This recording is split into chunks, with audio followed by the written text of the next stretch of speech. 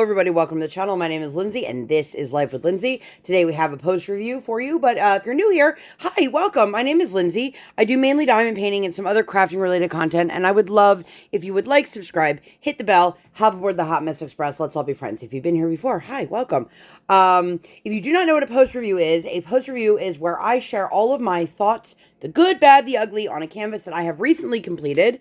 And in this case, this is Time Escapes Us. This is a Treasure Studios art kit from a handful of years ago. Before I get really into it, if you are somebody who does not want to listen to somebody say anything negative about a company that has shut down or is no longer in business, this might not be the video for you. So, spoiler alert. But whether something was sent to me, I purchased it with my own money, or whatever the case may be, I pride myself on being honest with you guys, because what's the point? Like, what benefit is it for me to just lie to you guys about something or tell you something's great when it isn't? But keep in mind that something that may be important to me may not be important to you, and vice versa. So let's get into this. If you guys would like to see the unboxing for this, it's probably like 4 years old at this point, but I will link that up in the eye. So this is, as I said, Time Escapes Us. This is a Treasure Studios art kit from Lizzy Falcon. It was a 40 by 80 centimeter round drill. Now, these are small rounds. If you are newer to the community, when TS8 first came out, they have what's called mounting film adhesive, which I'll talk about here in a minute. And they had small rounds, which were the same size as square drills. So if you buy a kit from any company today, your rounds are 2.8 millimeters and your squares are 2.5 millimeters. So I opted to do this in the small rounds, thinking that the rounds would give me the ease of working with the rounds, but the smaller ones would give me the detail of working with squares. I don't think either one of those things ended up being true in my case. This had a total of 30 colors, no special drills. I completed this. It took 12 days, which is significantly longer than I anticipated. And it took me a total of 39 hours and 19 minutes. Now, keep in mind, when I share how long something took me, it's not because it's a race. It's not because it's a competition. I keep track of these things for my own purposes. I do share them with you guys in my videos. It's not a way of boasting or anything like that. I like to remind myself to get up and move. And if I sit for too long, then I end up with a lot of like swelling in my legs and my feet. And so I do keep a timer and I do keep track of that. Anyway, so as I mentioned, this is an older TSA kit, and when they came out with this, it's a mounting film adhesive. They tried to say it was a really great alternative to glue. If I am saying something slightly incorrectly, I do apologize. It has been a long time since I've had to like verify any of this information, but it was like an industrial strength double-sided tape. I don't care what anybody wants to call it. It was not glue. It was tape. It was laid on the same way double-sided adhesive would be. Now, I had a couple issues with the adhesive. If you have never worked on this material, it is not something that you can skate your drills with. If you don't know what I mean by that, it's not one where if your drill is slightly off that you can like put it down and kind of shift it with your pen. It can tear the tape or the adhesive, whatever you want to call it. But it is very, very difficult. So in those cases, I have to like physically remove the drill and then replace it. You can see there were a couple spots where I had issues with the tape. Let's see if this will. So here you can see they laid one piece down and then it wasn't like, I think it was coming up too high. So they laid another piece. So it got real gummy down here. The worst of the adhesive was up at the top. Which I don't know if you guys will be able to see this. If you follow me on Instagram, you saw my reel on this. So they put too much here and the plastic got stuck to it, the plastic cover. And so when I tried to remove it, it was actually lifting the tape. And you can see it's literally a piece of tape. But I didn't want to try to cut it along the edge and, you know, attempt to smooth it out or anything like that and then screw it up. Also, and I know this is an older kit. The company is no longer in business. They were supposed to rebrand and reopen either the end of last year, beginning of this year. I think it was the end of last year, spring of last, whatever, sometime last year. And they opted not to. Their social media still exists. They have rebranded. They are no longer going to be involved in anything with like dark arts, which obviously the dark imagery here. So if they do come back as a diamond painting company, don't expect to see images like this. I did this for Alice in Winter Wonderland. This was my second kit for the event. Obviously, I did not finish it in time. But this is one of those canvases. It was, like you can see, they cut it with a pair of scissors. It is not seared or scalloped or anything, which the reason for that is to prevent fraying. It is fraying on every single edge. I'm totally out of frame. So if that's, if this is something I was going to do something with long term, I would have to either trim it myself and tape off the edges or glue the edges down or whatever. The image itself is beautiful. For it only having 30 colors, it took me much longer than anticipated. So I will say that somehow this adhesive is both super sticky, like it doesn't want to let you move it, but also the amount of drills that I have lost and had to replace is kind of astonishing. Let's talk about the drills here. So I will say I was nervous because when I first decided to do this kit, I had seen TSA had put out like a public service announcement or whatever you want to call it on their website. And it basically said that as of, I believe it was January 20th, they will no longer be able to fulfill any kind of customer service request because the company is now defunct. So I was like, well, if I run out of any drills, I'm going to be screwed here because I can't just go to like one of the diamond painting drill companies and buy the 2.5 rounds, and they were no longer going to be responding to customer service issues. I didn't have any issues with that. I had more than enough drills. I still have like 2 whole containers of 310. You can see that. I have some, it came pre-bagged, and anything that I couldn't fit the whole bag into one, I made a second container for. I have this container that I don't even think I touched of this symbol. I might have. And then another one here of just extra. So I had a lot of leftover drills. My camera does not want to focus. And this is just, you can see all of them had a lot of colors left. I have to sneeze. Hold on. Sorry, I didn't want to sneeze in your guys' ears. So I had more than enough drills to get through, which was great.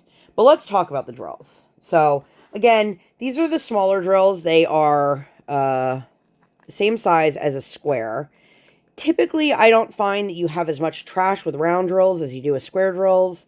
There was a decent amount of trash in this. Now, I am not somebody who is super particular. I am not somebody who's going to go through and pick out every single bad drill. Now, you can see there's a lot of pieces and blobs and misshapen drills. I have a couple here that have holes in the top. I have a couple that were rounded on the bottom. I have a couple that were concave on the bottom. Like, I'm pointing as if you guys can see it, but this one here. So that was, I mean, in the grand scheme of things for a 40 by 80, that's not the most amount of trash. And again, like I said, I'm not super particular. What I really did not like about these drills is that the majority of them were clumped together. At first, I noticed it was a lot of the like purple shades, like this F, which is 154. It's like it looks brown in camera, but it's like a dark maroon. And then there was another purple, and I noticed that it was like that. This one here, 550. So what I would have to do is I have a drill separator, just, whatever you want to call it. It was so bad that I don't think there was a single color that didn't end up in the separator. There are people who say you can put them in a pill bottle with, like some quarters and shake it up. It'll help break them up. I don't know. I've never tried that. I have this. I bought this years ago and it works just fine. I added a little sticker because who doesn't love cute ghosts? But the problem was there was already an insane amount of static. And when I put them in here, they would not come out because of the static. So every time I had to separate the drills, I would have to spray both the top here, or the bottom, whatever you want to call it, put the drills in, grind them, separate them, whatever, open it up, let it dry.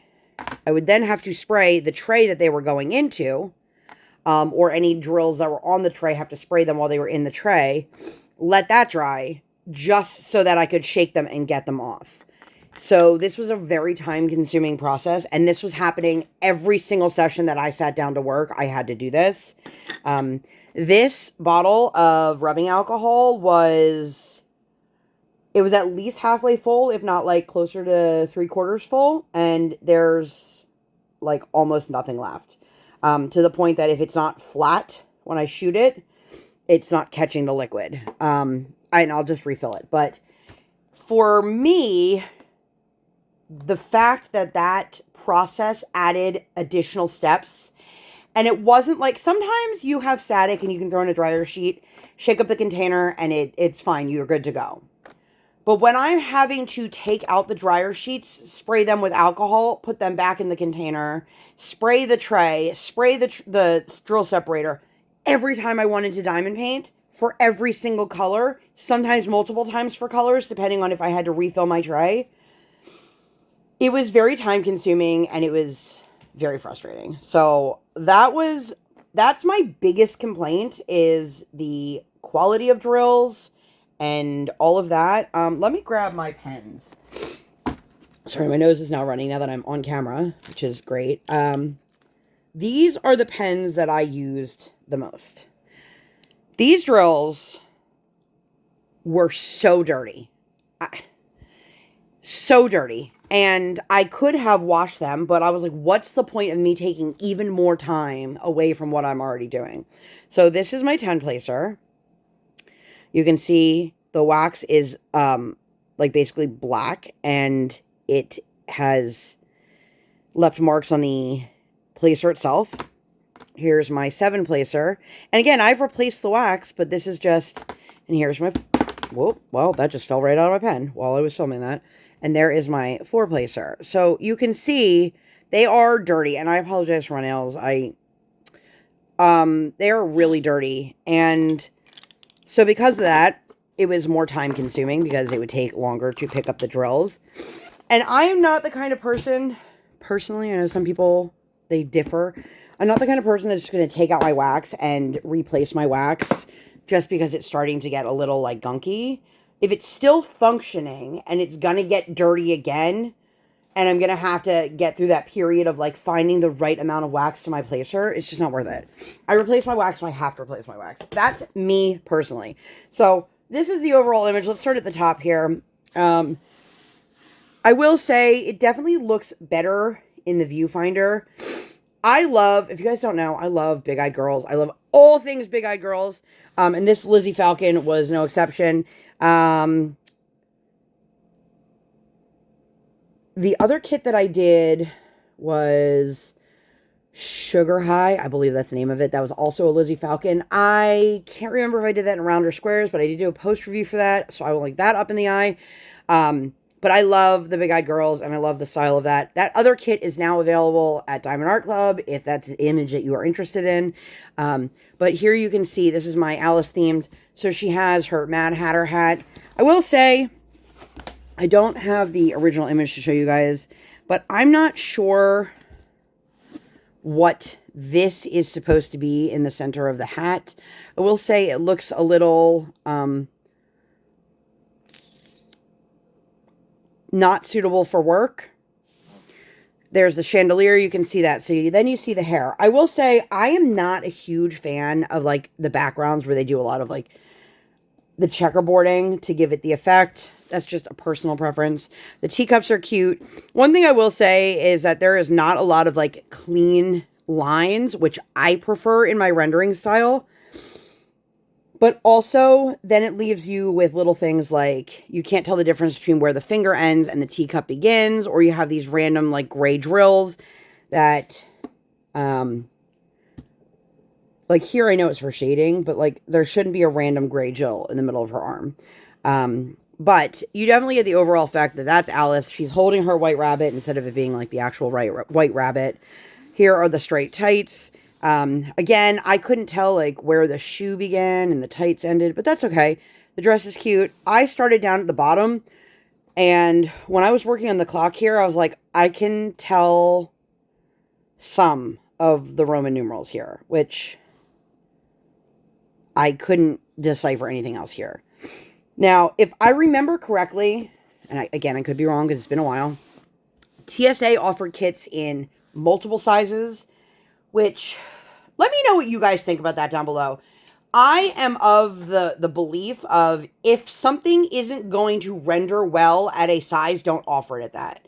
If you're saying this is the recommended size, don't offer anything. Like, just offer it in what it's going to be best rendered as. Now, I know there are some people that don't want to do the largest size because they either don't have the table space, the mental capacity, or they can't afford to spend that much money on a large canvas. And some people, they want the smallest one, even if it doesn't give them the detail. But at the same token, and this is me speaking on behalf of a friend of mine who has no idea I'm even talking about this, they purchased a canvas from TSA years ago, worked on it years ago, and they ordered it. At that time, they had all crystal drills available for some of the kits, maybe all of them. I don't remember, but she was working on it, and it was not translating. And the owner and one of their top tier affiliates basically just blew up her inbox and said there was a lot of negative words exchanged. But the thing is, they were like, you ordered this. Like, this is what you chose. And I was like, no. If you know, as a company, and this is me saying it big with my chest to any company out there that may be watching this, which, like, I know nobody is, but maybe you are.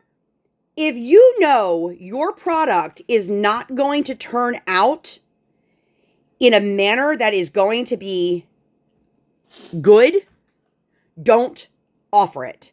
Don't shift the blame to your customers because they bought the product that you were carrying and you were promoting and you were selling, and then it didn't turn out the way the rendering was. Because either it was offered in a size that was too small or a drill that did not work with it. Not every canvas can be a complete crystal canvas. Also, not every canvas can be a small size canvas. And I'm not saying that my friend ordered the smallest size. I believe they got the recommended size, but their top tier affiliate and the owner kept saying, well, this is what you chose to buy. It's on you that it doesn't look good. And I was like, absolutely not. So I came into this already having some not so great feelings. I had a not so great experience with my last TSA kit.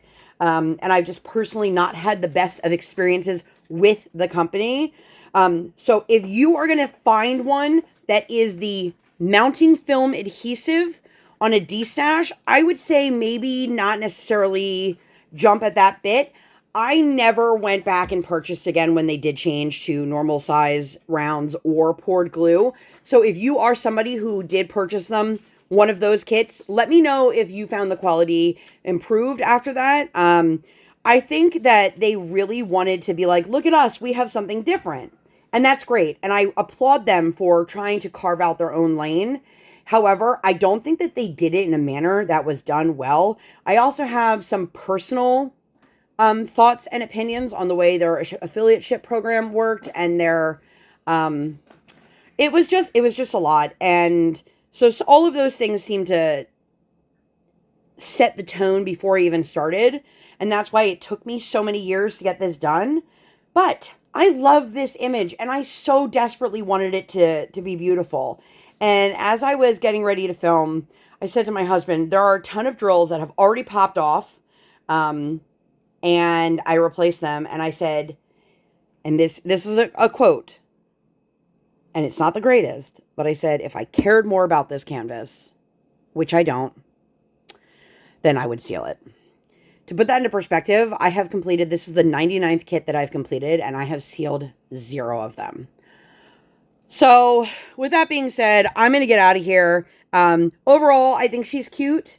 I don't think it was worth the hassle. I did not enjoy the process between the tape and the dirty drills and the insane amount of static. I had somebody message me and they said, are you in a really hot climate? Nope, it has not been above freezing in a very long time here. But